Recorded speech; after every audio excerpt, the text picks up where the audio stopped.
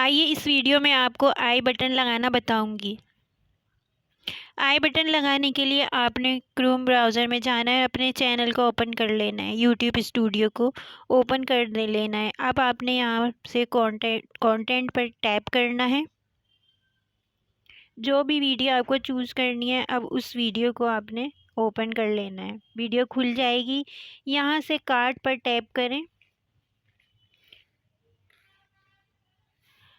फिर यहाँ पे आप देखेंगे जैसे वीडियो चैनल प्लेलिस्ट, आपने वीडियो पर टैप करना है। अब इस वीडियो पर टैप करने के बाद यहाँ पर आई बटन लगाना है और इस लाइन को जहाँ आपने आई बटन लगाना है वहाँ ले जाकर छोड़ देना है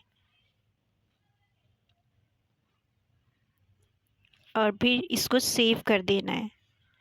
वीडियो पसंद आए तो मेरे चैनल को सब्सक्राइब कीजिए और ऐसी मज़ीद वीडियो और अपडेट के लिए बेल आइकन को प्रेस कर दीजिए।